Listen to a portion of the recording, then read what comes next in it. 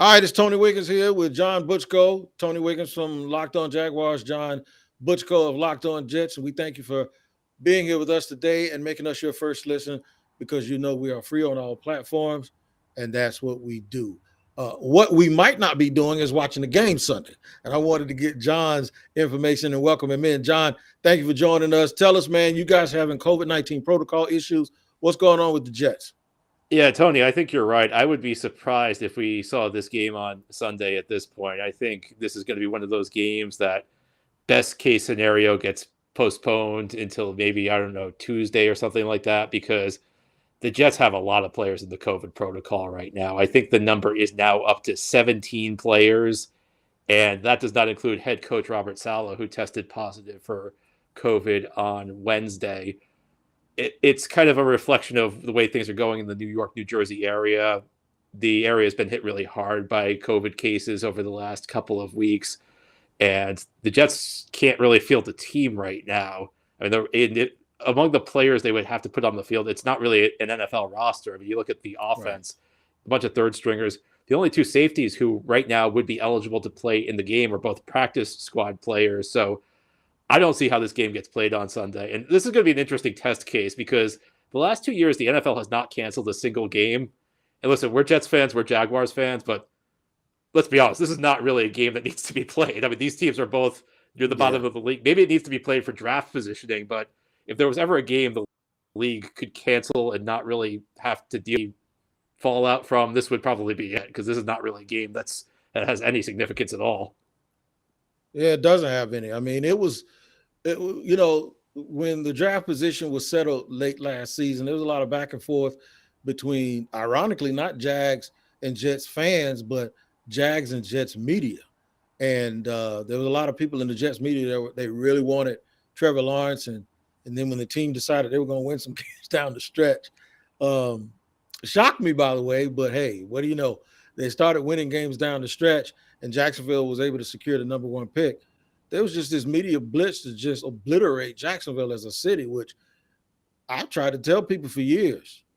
I lived in D.C. half my life. Come to Jacksonville. This is a great place. The ineptness of that football team has nothing to do. It's not like, they're bad because we got some dirty water or something. No, it has nothing to do with the people, the climate, the cost of living, the beaches.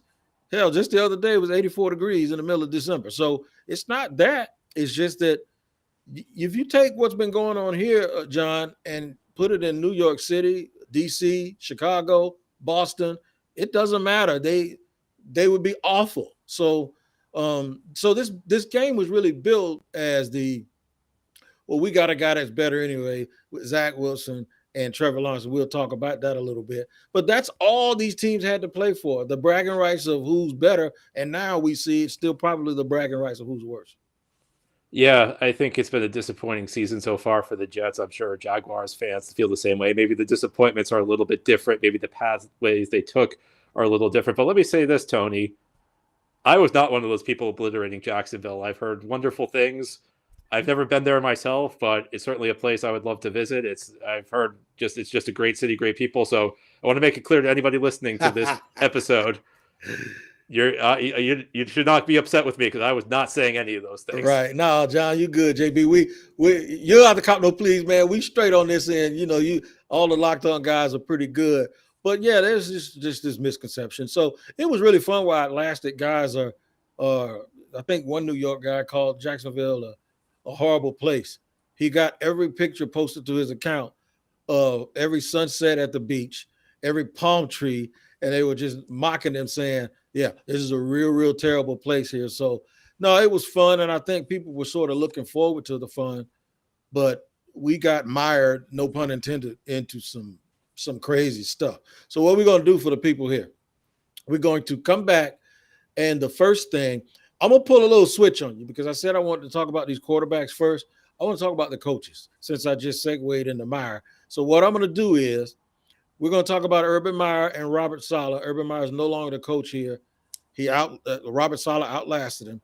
And talk about the differences in the way that these two coaches have been perceived and what the actual problem is with Robert Saleh and why people are so on him. Is it just wins and losses? We'll do all of that starting in segment number 2 here on a crossover between the Jets and the Jaguars in just a second. Well, Tony, I'm sure you don't play fantasy sports to lose. I know I don't, because winning feels so much better. But traditional fantasy sports are a long-term losing proposition because you never know who or what you're up against. And Stat Hero is the first of its kind daily fantasy sports platform where it's you versus the house in head-to-head fantasy matchups, winner take all. And here's the crazy part. Stat Hero shows you their lineups before you play, and you handpick the team you want to face one-on-one. This never-before-seen innovation of fantasy sports and sports betting hybrid has Stat Hero players clocking odds that are over 4 times better. Why? Because you don't have to compete against thousands of experts or unknowns. Stat Hero puts you in control of your own fate. And with Stat Hero, you're in control of the stakes. You decide how much you're going to play for, and Stat Hero has no choice but to take it because they're daring you to beat them. Stat Hero head-to-head is what daily fantasy should be, one-on-one. So sign up for free right now at stathero.com/lockedon and use promo code LOCKEDON for a 100% deposit match. Again, that's stathero.com/lockedon. Use promo code LOCKEDON for a 100% match. stathero.com/lockedon. Promo code LOCKEDON. Terms and conditions apply.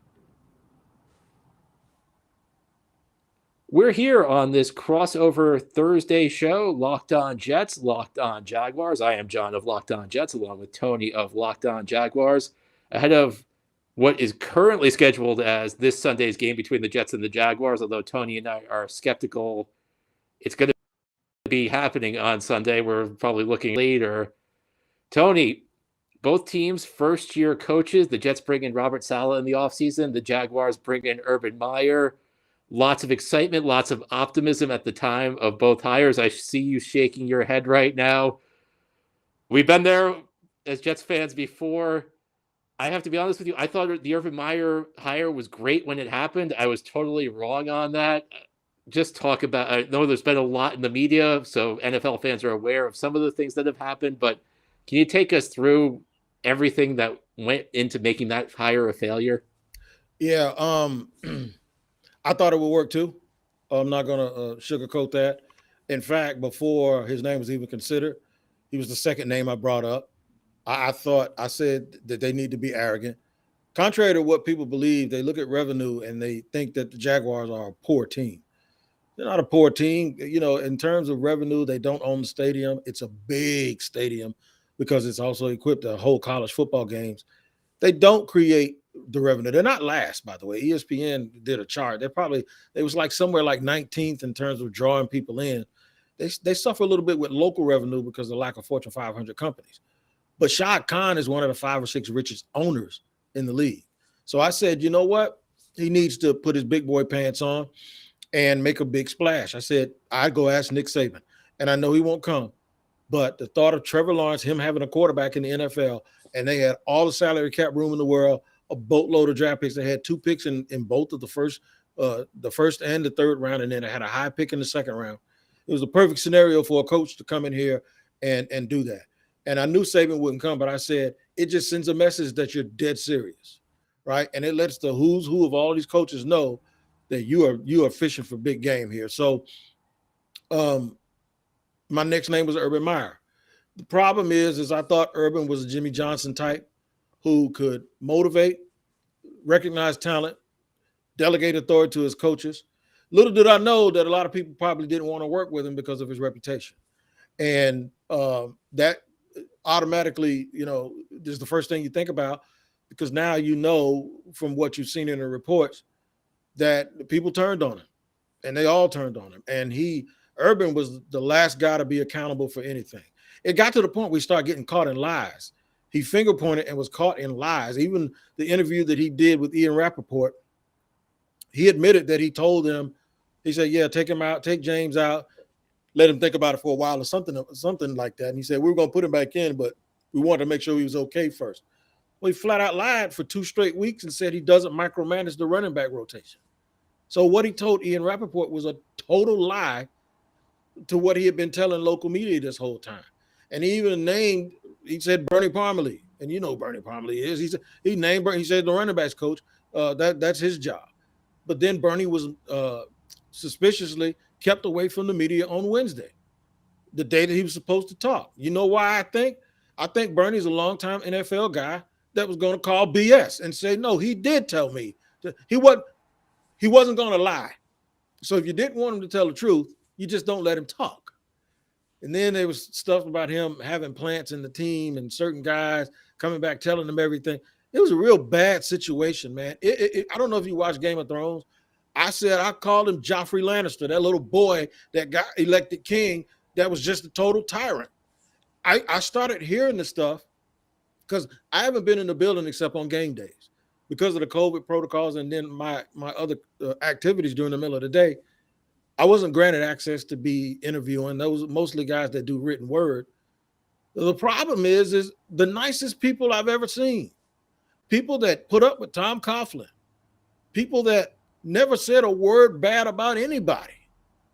We're talking about him like he was just this worst guy ever. And I'm like, really? So you add that to the losing, and I just think the squeeze wasn't worth the juice.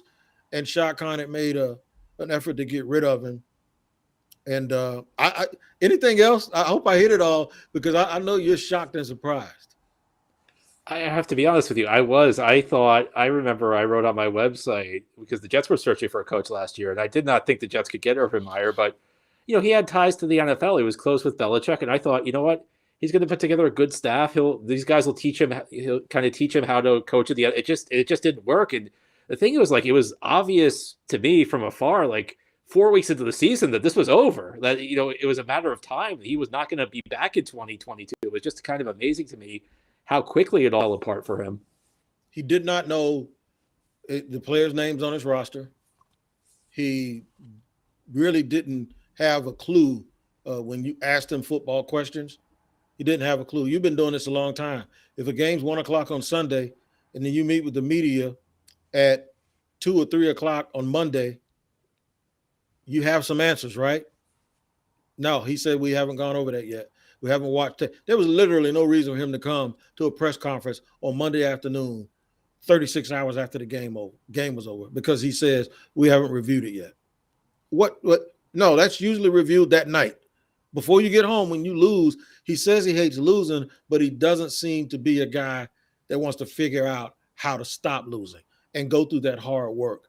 I think he just thinks he can just recruit better than everybody else, and everybody's supposed to just do what he says, and he takes credit for it. Robert Saleh was here, and there were fans here a few years back that was like, we kept the wrong guy when we kept Todd Wash. We should have fired Todd Wash and elevated Robert Saleh to the defensive coordinator position. But no, they changed everybody, and Saleh ended up going and doing a very good job in San Francisco. I thought he'd be a really, really good addition to New York. Give me the synopsis of what's going on with him and why this hasn't seemed to work. And now I'm reading reports from national people that the folks up there are kind of just not feeling him at all. And I don't really get that because I thought they had a long way to go. Yeah, I did too. And let me tell you something, Tony. I'll tell you what you're about to, because the Jets went through this a year ago. Adam Gase was different from Urban Meyer in some ways, but in many ways his tenure was similar because it was obvious from very early in that first season that this was just not going to be something that worked out. Now, Gase lasted the second year, but he became very unpopular within the fan base. So they could have won last year, and it would have been met with approval from the Jets fan base. Everybody would have been excited just because that coach was not Adam Gase. And I have a feeling that the Jaguar fan base is going to be excited just because you're going to hire somebody who's not Urban Meyer, and that guy will have a lot of approval early on by virtue of just not being Urban Meyer. I agree with you. I was excited about the hiring of Saleh. His introductory press conference was really phenomenal. He really came off as an intelligent guy. He came off as a guy who had a really good plan, who understood how to connect with players, something that was missing under Gase. You mean he didn't do this? He didn't open those eyes like this? Because that's what Gase did. That is what he did. That is what he did. The only thing I'll say about that is if Gase had won, nobody would ever remember. That's one of those look back on, I think, after you lose, and it's just like one of those things that makes it worse. But I think that Saleh, it's been a disappointing year, but in a different way than Urban Meyer. I don't think it's been as obvious the issues that have been there with Saleh, and I don't think that you've seen the same state of internal turmoil within the Jets that you saw last year under Gase or the Jaguars have experienced with Urban Meyer. And I think part of it's due to the Jets have gone very inexperienced almost across the board. The youngest roster in the NFL. They don't have a lot of veteran leadership on the field. A young coaching staff, a very inexperienced coaching staff. I was surprised that Saleh did not bring in a few more seasoned assistants to round out his staff. I was surprised he did not bring in a former head coach in the NFL to kind of walk him through things. And it's been a struggle, and I think there have been lots of growing pains. You look at this defense. Now, he was very clear when he was hired that he was not going to micromanage the defense, that he wanted to oversee both sides of the ball, which was music to the ears of many Jets fans, because the Jets fans in recent years have had a lot of coaches who have only focused on their side of the ball. Gase was only focused on offense. Todd Bowles was a defense guy. Rex Ryan was a defense guy. So Jets fans were very excited to hear about this. He brought in a friend of his, Jeff Ulbrich. It hasn't been good. And again, some of this goes back to youth. Some of it goes back to this is not a talented roster that they're still building out, but they play a very simplistic scheme on defense. You'll see lots of cover 3. You'll see lots of cover 4. Very soft. Yeah. They leave the flats open a lot. Not that hard to discern. Now, the advantage to this is supposed to be that your players are supposed to know where to go in every situation because everything is so simple, but lots of breakdowns in coverage. And I think the biggest issue for this defense is that they aren't doing the things that they set out to do. Every scheme has its strengths and its weaknesses. The strength of the Jets' defensive scheme is supposed to be that they're supposed to limit the big plays, and they haven't done that at all this year. They're supposed to be able to stop the run by engaging in extra safety. They've been horrible against the run. So when you can't even do the things you're supposed to do, that's where you have a big problem, because every scheme has its weaknesses, but schemes are supposed to have their strengths. You look at the offensive side of the ball, some of the issues have been with Zach Wilson. You have a very young coordinator in Mike LaFleur, who I think has gotten better as the season's gone on. I think as the games have progressed, he was very heavily criticized in the early part of the season. He made a rather publicized move going from the field to the booth on game days, and since then the offense has performed. Now, whether that's the reason, I can't tell you, but the perception is that's the reason. So things have gotten a little bit better on the offense, but you look at this Jets team. I think one of the bigger issues is that the last couple of weeks they've had probably what's been the soft part of the schedule, and their only win has been against Houston. They've lost a number of games. They've looked terrible in a number of games. I think Saleh hasn't had the issues Urban Meyer's had. I don't think it's obvious that this is destined for failure the way maybe Urban Meyer's tenure with Jacksonville was from an early point. But I think the most glaring issue for Saleh right now is that the team has not gotten better as the season's progressed. And there have been some injuries they've dealt with, but I think it was fair to expect more. I don't think many people were a playoff team, a team with a winning record, but if you told me before the beginning of the season they'd have 3 wins heading into this Jacksonville game, I think every Jets fan would be disappointed. So real quick before we get to segment 3, you think Robert Saleh's safe, and what about Joe Douglas? I think they get at least 1 more year, and probably 2. Next year, if things don't improve at all, they could be sent packing. But I think that they kind of went into this with their eyes wide open. Before the season, Douglas and Saleh gave a press conference that a lot of fans did not like because they kind of alluded to this being a building year. They were kind of trying to warn the fan base that this was not going to be a season where you could expect a lot of wins. And I think they told ownership that. You get the feeling like ownership has kind of bought into their plan. So I think they're definitely back next year. I think they're probably back for 2023. Beyond that, it's going to come down to whether or not they make the improvement that Jets fans and the ownership are looking for. All right, and a lot of that improvement will be up to a couple of young quarterbacks for both of these teams in Jacksonville as well as the New York Jets. We're going to discuss that here in segment 3 on our crossover between the Jets and the Jaguars, and we'll do it in just a second here. After I tell you about where Super Bowl 56 is, and that's at SoFi in LA. We know who won't be there, and that's the 2 teams that we're talking about today. But it's less than 100 days away, and On Location, the official hospitality partner of the NFL, is the only place to score a once-in-a-lifetime Super Bowl ticket and experience package. Select your exact seats and choose from elite experiences featuring an exclusive pregame celebration with NFL legends, 5-star LA hotels, and food by the great Wolfgang Puck.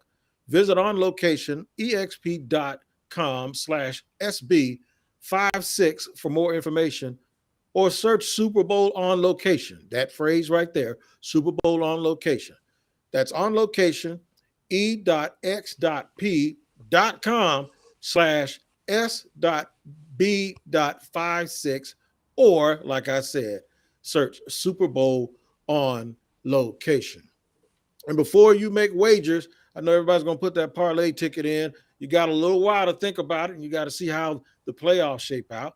You can win some extra Skrilla, some extra cash in between time by going to Bet Online, who has you covered this entire holiday season with more props, odds, and lines than ever before. Now, it's really important to do it now with so many guys missing games. You're going to need a tip on some inside information, and Bet Online remains your number one spot for all of your sports action this season. Head to the website or use your mobile device to sign up today and receive a 50% welcome bonus on your first deposit. Just use our promo code, which is locked on, to receive your bonus. From basketball, football, boxing, UFC, or your favorite casino games, don't wait to take advantage of all of the amazing offers available for the 2021 season. All the casino games you find in Vegas are right here. BetOnline is the fastest and easiest way to bet on all of your favorite sports. So don't wait to take advantage of all the new amazing offers available. Do it now. Use the promo code Locked On because BetOnline is where the game starts. Segment 3 is going to be short and sweet. The final segment here for both Locked On Jets, Locked On Jaguars, doing our crossover. Let's talk quarterbacks. I'll go first. If you look at the statistics, you got people chirping that Trevor Lawrence may be a little bit of a bust. I don't think he's a bust at all. I think he doesn't have a lot of weapons. I think he's trying too hard sometimes. You still see him being a gamer, and I think that's important because he hasn't been broken mentally. But I do think the dysfunction of Urban Meyer and the coaching staff not being on the same page has hindered him, and if it kept going that way, he was going to be ruined. Still has a big arm, will still show you why he was considered a generational talent with some of his throws. He just needs to be cultivated better. He needs to be put in a better situation.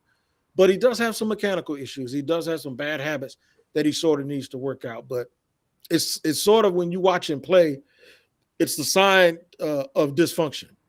And you can see the dysfunction in his game, and you can see that he hasn't been properly micromanaged by a capable coaching staff. So that's what the Jaguars are doing, man. They're looking forward to next year. You're hearing names like Byron Leftwich, Eric Bieniemy. You're also hearing the name of Doug Peterson floated around. Guys that can communicate well, build a staff of offense that'll really, really help them. So that's from the horse's mouth. That's what's going on with Trevor Lawrence. Don't believe everything you hear. It's not as bad. I want you to tell me about Zach. How's Zach Wilson doing, especially since he's come back from his injury? When I speak with Jets fans, I think there are kind of two camps. There's one that says he's struggling, but you expect rookies to struggle. There's another that says he's a total bust. I don't know that I fall into either of these camps. I'm kind of somewhere in between. Is he a bust after one season? I don't think there's a single quarterback you can say you give up on after one season completely. Are his struggles nothing to worry about? I don't know that I can say that because you look at the relevant statistical comparisons to what Zach Wilson's done as a rookie, they're alarming. I looked at this a few weeks back. I talked about it on Locked On Jets. There's one good quarterback who's gotten off to a similar statistical start to Zach Wilson, and that's Matthew Stafford. But other quarterbacks who have posted similar numbers to what Zach's done this season are among the worst quarterback busts in the last 20, 25 years. And it goes beyond numbers, though. I think you look at his game, there's rookie struggles, and then there are struggles that are more alarming, struggles that go down to the basic elements of quarterback play. Now, I got to be honest, I haven't watched Trevor Lawrence as much as I watched Zach, but when I've seen Trevor Lawrence play, I've seen a lot of struggles that I'd say are rookie struggles or things that he'll learn, that he'll grow out of. Zach Wilson has issues with the basic elements of quarterback play right now. I mean, he's struggling on short passes. I mean, alarming inaccuracy on short passes. He gets confused by a lot of basic reads. His footwork is kind of a mess right now. Again, I'm not saying give up on him, but there's going to need to be a lot of improvement this offseason. I think it's going to go one of two ways for Zach Wilson. Either he's going to come back next year and he's going to look like a completely different guy. And an example I'd use would be like Jared Goff. I don't know if fans listening remember how lost he looked his rookie year with the Rams. I know Goff is not like a great quarterback, and I know people kind of look at what he can't do, but if you look at the improvement he made between his rookie year and his second season, I mean, he went from a guy who looked completely lost to somebody who was at least good enough, played well enough to lead the Rams to a division title and a Super Bowl berth the next season. That's one option. The other option is that, he doesn't make much improvement or he makes marginal improvement. And unfortunately, at the end of next season, the Jets have a decision to make. But I think what troubles me is I don't think there's anything you can really say Zach Wilson can hang his hat on right now. There's nothing you can say he does great at this moment. Right. And, it's funny because we've seen with the Jets a lot of what you talked about, organizational dysfunction and the way that can impact quarterbacks. We saw that with Sam Darnold over the last couple of years. We saw that. You go back Geno Smith, Mark Sanchez to an extent, and those guys all had their own issues. And I don't know how much you could blame the Jets. I mean, I think for all three of those guys, they may just not have just been good to begin with. Right. But having seen that, are the Jets great this year? No, but they're not on the level that they were the last couple of years with Sam Darnold. They've given Zach Wilson like something workable here. They've given him an offensive line that's decent enough. Now, not this weekend, but for the most part this season, they've given him an offensive line that's pretty decent. They've given him a pretty solid receiving core. Now, again, not this weekend, but for most of the season, they've given him pieces that should be workable enough. It's not a complete catastrophe the way it's been in the past with the Jets. So, am I ready to give up on Zach Wilson? No. Am I going to totally write off his issues as rookie concerns? Also, no. Gotcha. Well, the Jets are currently, I think, missing 19 people now on COVID? Is it like 19, 17, 18, 19 people? I think it's 17, and then if you don't count Robert Saleh, I think it's 17 players and Robert Saleh right now, which, by the time you're listening, this could be in the 20s because it's been what's going on all week for the Jets. They've just been adding players. Right. So even if the game goes on, it would appear that the Jaguars should win. Not going to say that because the Texans came in here with a rookie quarterback and they were missing 11 people and they mollywopped Jacksonville and smoked them in their own house. So we'll see if that happens. But we like to also thank you again for making this your first listen every day. Your second listen should be the Locked On Bets podcast. Very important now to find out this information at the last minute before you make your wagers. And the reason why you have to find out before you make your wagers is because you don't know who's playing and who's not going to play.